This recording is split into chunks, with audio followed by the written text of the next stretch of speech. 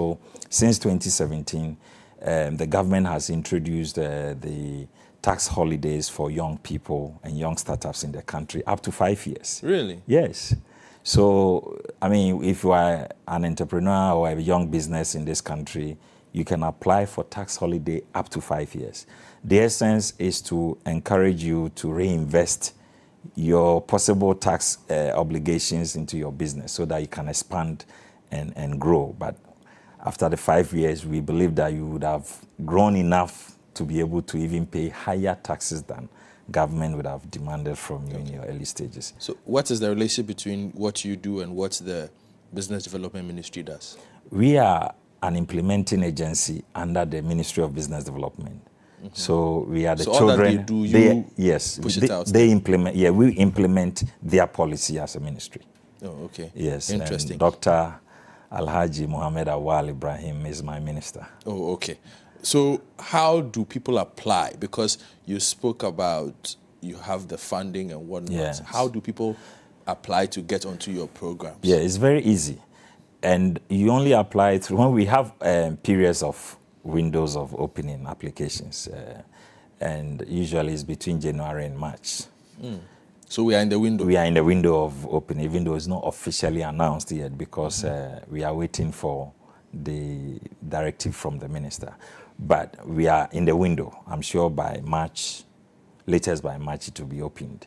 And when it's opened, every individual with a startup idea or with the mindset to create your own business, you qualify to apply. And when you apply, you automatically get the opportunity to go for training. So in the past 2 years, we have received 19,000 applications. All the 19,000 business startups have gone through training across the country. Really? Yes. And it's as a result. You can back this up? Oh, yes, we can back this. The first year was 7,000. Last year was 12,000. So 19,000. We have trained them across the country. Trained them in what? In business entrepreneurship, in how to do basic bookkeeping, how to formalize your business. Who facilitates this? Is there a curriculum that you've developed? Yes, we have a developed curriculum for the partners. Which school did that? It's not a school. We have to put consultants together to create a standardized curriculum.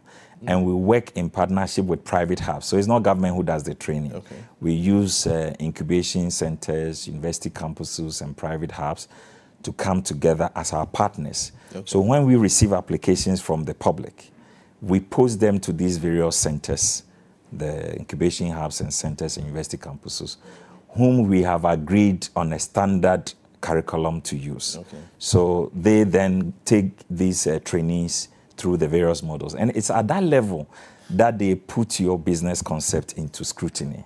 They assess the innovativeness of it, the opportunity to create jobs, the scalability, what is the impact. And then at the end of the training, they are required to select best 10 business ideas from all these various centers. And these selected ideas then receive funding from the NEIP fund. And so far, we have funded up to 4,350 businesses. 4,350 businesses. With a minimum of 10,000 cedis and a maximum of 100,000 Ghana cedis. Is there a company that has received 100,000? Oh, yes, so many of them. Okay, we'll get to that in a bit. But staying on the application process, so the hubs do the selection? Yes, the hubs recommend to government. No, the hubs will select the best 10 businesses. Then the NEIP office will go for due diligence to confirm, because we also have a monitoring and evaluation department. So they will also have to go and confirm what the hubs have done, the private recommendations that have come. So when we are convinced about the business viability, the location, the impact and possibility of job creation and all that, then we release funds. Because I'm trying to push on this because there's a perception sometimes that an organization like yours is used as sort of a slush fund stroke, foot soldier, party supporters, party loyalist employment line. So that's true. It's a show your party card and get in kind of thing. Yeah, so that is why we have designed a model which doesn't bring in any political process. So first of all, your application, I don't have to see you or know you. So you apply online. And when you apply it, I don't have to see you. You are posted to a private hub. Now, it is the hub. That is where you have to prove your merit. And that place is no government there. It's a private institution. They are qualified consultants for that matter. So they will assess the viability of your business idea and recommend you. So I only get to see the recommended list. Okay. And then we will then go and do due diligence on the recommended list. That is where the problems lie. Well, once you have made it to the top 10, in most cases you receive the funding. All we are doing is just confirmation. We are not going to take you out. The due diligence is not to do another selection. It's to confirm what has been given to us. So once you make it at the hub level, I don't have control over, unless we go to check and you are not who the hub says you are. That one we will not release. Have you done this on a national scale where of the 4,350 people you say have successfully received some form of funding? Yes. It's national across in the nature. country, yes. All the 16 regions of Ghana. And how do you do monitoring of these businesses after they go on? Do you do an impact assessment? Exactly. So we have a monitoring and evaluation department who do, and when we give you the funding, it's not the end. You have to have a continuous, 3 years continuous mentoring arrangement with the program. And we continuously monitor you with the support of the hubs that train you. So the same hub recommended you for support. Through them, we are able to reach you from our M&E department to be able, and we also have software that we give them for free, OZE software and accounting software that assists them to follow, to track their revenues and expenditures and repayment, because these funds are not free. These are public funds. We need to sustain the program. It's repayable loans that we give, but of course at 10% per annum, very, very minimal. 2 reasons why we have to make it a loan. First of all, we need to sustain the program. We don't want to go back to His Excellency the President after 5 years and say that the $100 million is exhausted. So we need to grow that fund. So you need to repay. Secondly, all over... Are people repaying? Yes, yes. We have, last year we had up to 70% repayment rate. Oh, okay. So because of the continuous mentoring and business advisory services we give after the funding. And the next important reason why they have to pay is that we know that all over the world, no businessman works with their pocket money. You have to borrow. You have to learn how to borrow money, work with it, and repay.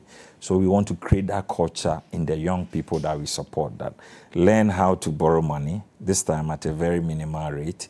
But then when you are able to repay, it gives you the confidence that you can now go into any commercial bank or any commercial arrangement, borrow money, and then grow your business.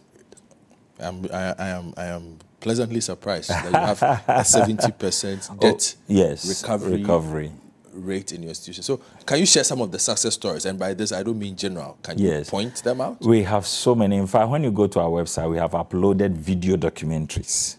If you go to www.neip.gov or even our Facebook page, NEIP, a National Entrepreneurship and Innovation Program page on Facebook, there are countless individual entrepreneurs and startups in Ghana who have received funding, have increased their capacity to employ more people, and the evidence is, nationwide. Because 4,350 is a significant economic push. Exactly, and that is the objective. Yeah, but I'm just saying the impact should be a bit more resounding, should it not? Well, it is. And if you look at what... I don't have to go to a website to feel it if it's resounding. Well, the individual, if you open your phone lines now, you'll be surprised how many testimonies you receive from individuals who have either gone through training or received funding from the program.